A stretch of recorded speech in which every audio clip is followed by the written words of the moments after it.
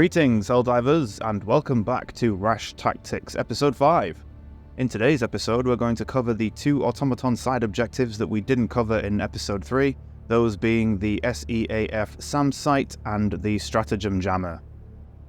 And with this episode, I believe that these will be the final two side objectives that we haven't covered in a previous R.A.S.H Tactics episode, at least from the side objectives we currently have in the game.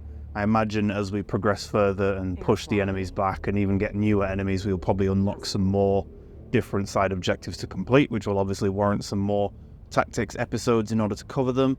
But if I have missed any of them, please feel free to let me know in the comments and I'll be more than happy to put them together in another video in the future. But for now, I believe these are all of the current side objectives that we have available. So let's start with the SEAF SAM site, or as we've now learned, it's called the Super Earth Armed Forces, and I learned this about 2 days after recording episode 1, in which I said I didn't know what it stood for, so yeah, I face palmed pretty hard for that one. And with this particular objective, it can be quite difficult to locate whilst you're on a mission, as it doesn't have any defining features that you can spot from a distance, so it's not like the artillery cannon or the detector tower. Once you have located this objective, it is really easy to complete. All you have to do is activate the panel that's next to the two bunker doors on the floor. After entering a code, the SAM site will raise into position, and then all you have to do is activate the 5 or 6 different features, which are just one button press each, and it's completed. And the benefit to having this particular objective active is that whilst you are on the remainder of the mission, any automaton dropships that come in or show up with reinforcements will get shot down or will attempt to be shot down by the SAM site. You'll notice in this clip that it does miss one of the shots and doesn't destroy it in one hit either.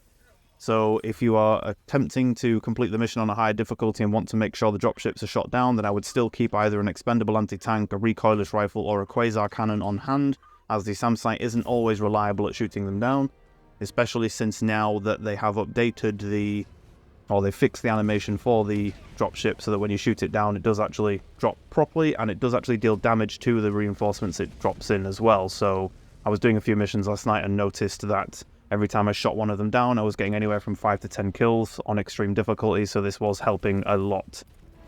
Finally, we have the Stratagem Jammer, and I think most people would agree with me when I say that this is quite possibly the most annoying side objective in the whole game.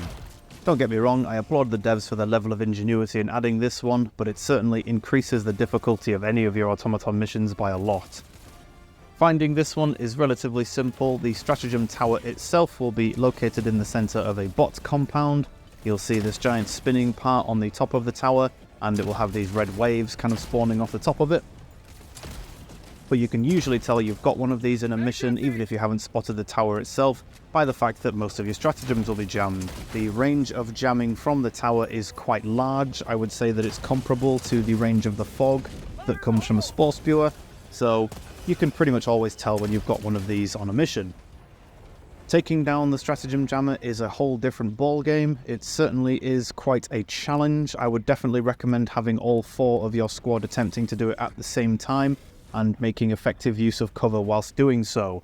On the higher difficulty levels, you might get unlucky and have a couple of rocket devastators within the compound, but if you are lucky, you'll notice that there are only a few bots, a few bunkers with some machine guns on them, and there will be anywhere from 1 to 3 of the bot production facilities as well, constantly spewing out automatons to attack you. So I'd have a few people dedicated to defending and attacking the reinforcements that come in and taking down any of the bots, whilst one player makes their way up to the actual jammer itself and deactivates it.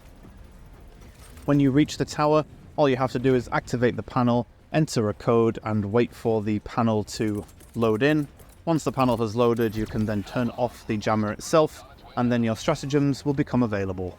You'll also have an extra one added, which is the Hell Bomb, which I would definitely recommend using as you're stood right next to the tower, so you can just call it down straight away and get it blown up. I'm not entirely sure if you don't destroy the tower and walk away, if the actual bots will turn it back on, but you won't have completed the objective without blowing it up. You can also call in any of your orbitals or eagles to take it down, but I would definitely recommend using the Hell Bomb as you're stood right next to it and you get at least 20 to 30 seconds of time to get away from the tower whilst the bomb is blowing up, rather than calling in an orbital and risking being hit by it on the way out.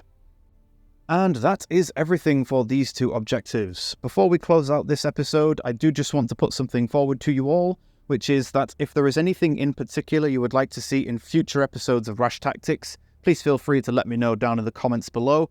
For the time being, we're going to be switching onto the main objectives for missions, but we are hoping to stick with the 3 to 5 minute shorter format of videos and still giving out the helpful hints and advice on how to find them, how to complete them, any advice that I could give on any easier ways of doing them. Thank you all for watching, and we'll see you in the next one.